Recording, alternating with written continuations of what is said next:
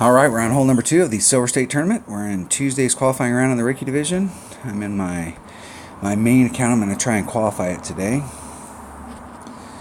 Maybe. I missed the eagle on hole number 1. Hole number 1's starting to tick me off. I went back and watched that video real quick before I shot this one, and I may have to play some one-on-one tonight while I'm chilling out and see if I can catch that hole and burn a few balls, because that hole is ticking me off.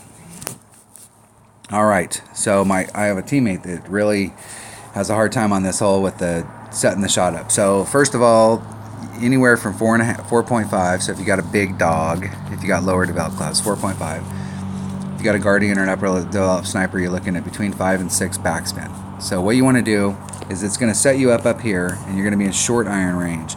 So the first thing you want to do is immediately move your ball up into your wood range, or excuse me, long iron range. And you're going to set your club, just move it forward and put it in your wood, and immediately put on 5 to 6 backspin. No side spin, just 5 to 6 backspin. Then spin around so that you're looking at the hole from this direction, and you're basically looking back towards the tee box. And then you can grab your bullseye and you can set the ball guide up right at the hole. Now yesterday I was right at the hole in my practice round, but I was a little short. So I'm going to do exactly what I did there, but I'm going to make sure that my ball guide's going through the hole just a little so that I don't end up short. Now, I did about a 10% wind adjustment yesterday. And actually I didn't do that. What I did was I'm at mid-club. So I'm going to take a sniper, so I hit it at 1.2. Which is basically, if you're doing a normal wind adjustment, if you've got 1 per ring and you're a max club and you do a 20% wind adjustment, you'd be at 1.2. So I don't know, I'm going to just do my normal wind adjustment based on where I'm at in my club at 1.2, and I'm not going to add anything on, and I'm going to try and make sure I can get my distance right.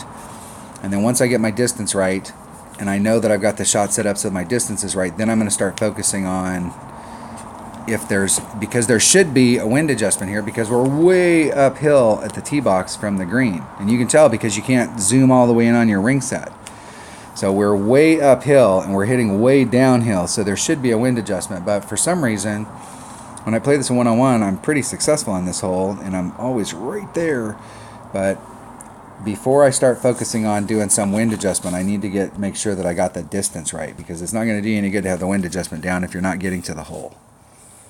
So I'm going to take my accurate bag. I'm going to take a sniper. And I'm going to take I think I was hitting this with a Marlin.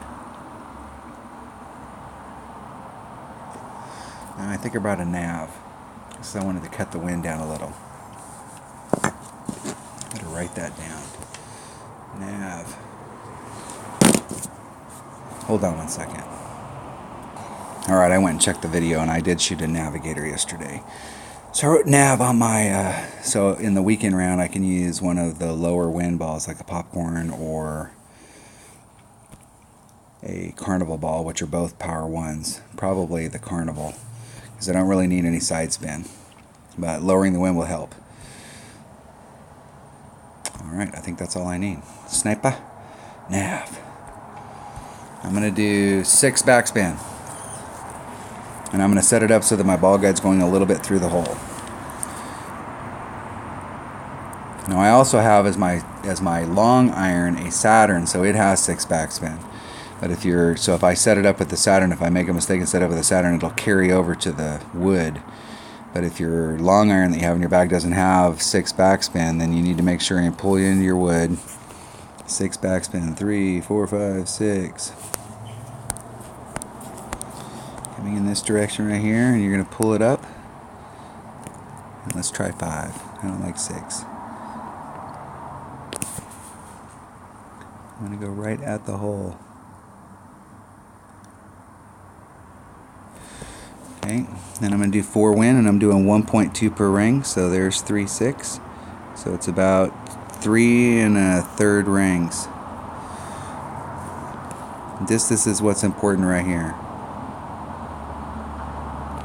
Hitting it perfect.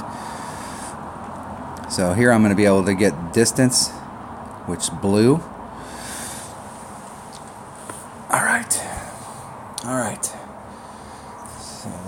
back to the drawing board here. I was in mid-club.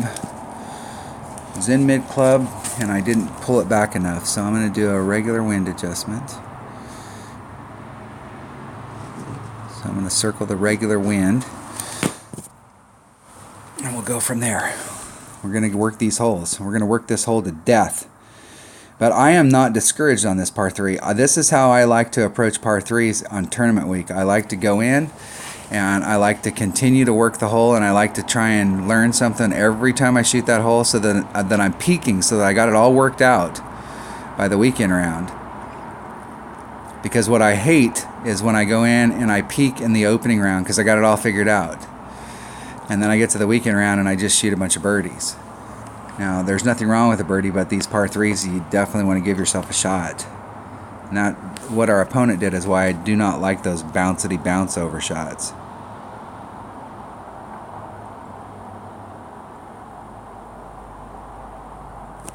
Hit it great to the left. In the hole.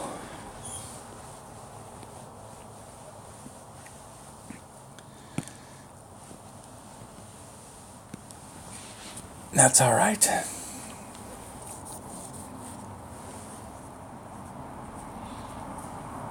My teammates who've been watching my videos for a long time, it's all about, they know the deal. You get to these par 3s, get your birdie and go home, and if you have a shot at hole-in-one, take the shot. If you don't make it, take your birdie, because our opponent's in a situation. And with a 4-1 wind, being off the cup like that, that opens up a grate to the left.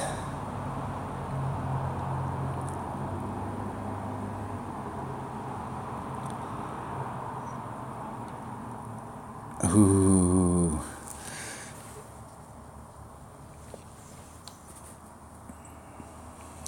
That was brutal. That's what you don't want to have happen. I can guarantee you that in a weekend round, you shoot that par right there on a par 3, and you're going to feel sick to your stomach. And there is nothing worse than shooting a par on a par 3.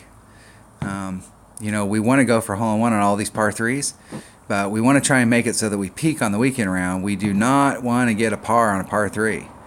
Get your birdie and go home. If you have a shot at the hole-in-one, then you can take that shot, but if you don't get it, don't be too upset about it, because that is the alternative, and that par will kill you. You can't make up for that. You can miss an eagle on a par 4 and you go, man, I missed that eagle on a par 4, but you get a par on a par 3 and you're toast. It's not that you can't still have a good finish, but your chances of getting up to the top and having a banner weekend are not necessarily shot, but getting a par on a par 3 is brutal. I've lost tournaments because of that, and I'm a big fan of getting birdies on par 3s. All right, that was hole number 2 of the Silver State Tournament in the qualifying round of the Rookie Division. Thanks for watching.